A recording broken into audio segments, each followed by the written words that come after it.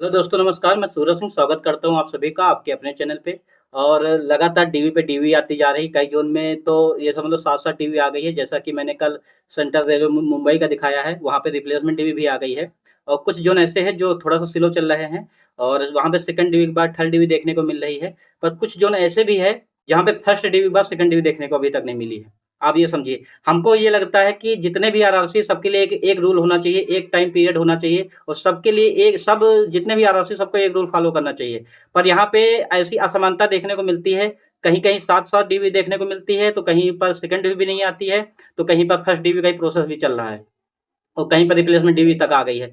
तो हमें लगता है कि एक रूल के हिसाब से रेलवे मंत्रालय को निर्देश देना चाहिए, जितने भी आरआरसी 16 आरआरसी है और उनको एक रूल के हिसाब से और एक नियम के हिसाब से चलना चाहिए।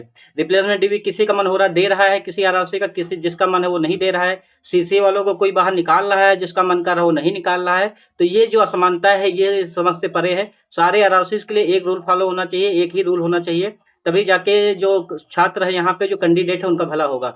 तो कल शाम को वही 6 या 7 बजे चेन्नई बोर्ड से थर्ड डीवी देखने को हमको मिली और थर्ड डीवी में लगभग 410 बच्चे सेलेक्ट हुए आरआरसी चेन्नई में। और 3 जुलाई को आरआरसी चेन्नई वाले बच्चे जा भी रहे थे थर्ड डिवी की मांग के लिए और वहाँ पे सेकंड डिवी ऑलरेडी जो है आ चुकी थी और सेकंड डिवी के लिए भी बच्चे गए थे हमारे साथ गए। वो जो है हमको दिल्ली में मिले थे सेकंड डिवी के लिए, पर हमारी सेकंड डिवी तो नहीं आई, पर चेन्नई बोर्ड के बच्चों की सेकंड डिवी भी आ गई। और उनमें एक मेरे साथी थे वो हमको दिल्ली में मिले थे और उनका जो है सिलेक्शन भी हो गया सेकंड डिवी में और आज वो जॉब भी कर रहे हैं। पॉइंट्समैन उनको पोस्ट मिली है और बढ़िया मरीन बीच पे वहाँ पे चेन्नई में वो अपनी फ़ोटो खिंचाते हैं और पोस्ट करते हैं। तो उनको देख के ऐसा लगता है कि कभी ये हमसे मिले हुए थे, सेकंड डिवी के लिए आए थे, पर इनका सिलेक्शन हो गया है और हमारा जो हुबली ज़ोन था वहाँ से अभी तक सेकंड डिवी नहीं आई है। तो सबसे पहले मैं बात कर लेता हूँ, चेन्नई बोर्ड की जो सेकंड डिवी वो थर्ड डिवी आई है, इसमें कितने बच्चे सेलेक्ट हुए हैं? तो टोटल 410 बच्चे सेलेक्ट हुए हैं। बहुत बड़ी संख्या में थर्ड डिवी में मौका मिला है चेन्नई बोर्ड में बच्चों को और इसमें 410 बच्चों में से यूआर के 147 बच्चे हैं, ओबीसी के जो है 101 है, नहीं सॉरी, ओबीसी के 105 है, यूआर के 147 है, एससी कैटेगरी के 59 है, ईडब्ल्यूएस के 46 है और एसटी कैटेगरी के 53 बच्चे सिलेक्ट हुए हैं थर्ड डिवी में। और इसमें जो है यूआर की कट ऑफ मैं आपको दिखाई दे रहा हूँ, ये कट ऑफ यहाँ पे लगी हुई है। तो यहाँ पे जो कट ऑफ है यूआर की 64.18 हो गई है और एससी कैटेगरी की 56.31 हो गई है और एसटी कैटेगरी की 54.16 हो गई है, ईडब्ल्यूएस कैटेगरी की 46.17 हो गई है और ओबीसी की कट ऑफ जो हो गई है 62.65। मैं बात कर लेता हूँ किस कैटेगरी में कितने नंबर कम हुए हैं। तो यूआर में सबसे ज़्यादा 1.68 नंबर कम हुई है कट ऑफ। कल सेंट्रल रेलवे मुंबई में भी आपको दिखाया था, लगभग 5 नंबर के आसपास यूआर में कम हुआ था। वो उसी क्रम में चेन्नई जो कि साउथ में पड़ता है, साउथर्न रेलवे, तो यहाँ पे 1.68 सबसे ज़्यादा यूआर की कम हुई है। एससी कैटेगरी की 0.34 कम हुई है और एसटी कैटेगरी की 0.75 कम हुई है, ईडब्ल्यूएस की 1.04।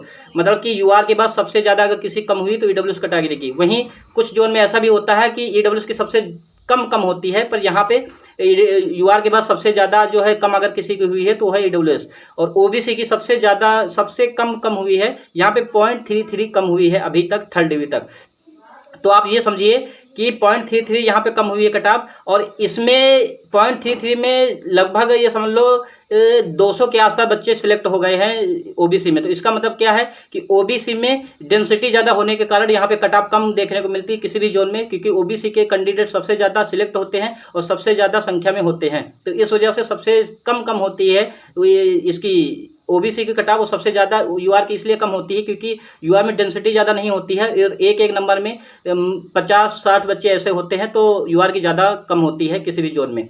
मैं बात कर लेता हूँ कि इनका डीवी 9 जुलाई से स्टार्ट है और 12 जुलाई तक चलेगा और इनके लिए ब्लॉक डेट दी गई है। मान लो कोई अगर एब्सेंट रहता है 9 से 12 जुलाई के बीच में तो वो 16 जुलाई को अपना जो है मेडिकल और डीवी करा सकता है। चेन्नई बोर्ड ने 16 जुलाई को ब्लॉक डेट दिया है। बाकी का मैं बात कर लेता हूँ एक और आरआरसी का, आरआरसी कोलकाता का। आरआरसी कोलकाता में भी सेकंड डिवी के लिए बच्चों ने बहुत ज़्यादा संघर्ष किया और लगातार वहाँ पे 2 बार 3 बार जाके प्रोटेस्ट किया, उसके बाद उनकी सेकंड डिवी देखने को मिली है।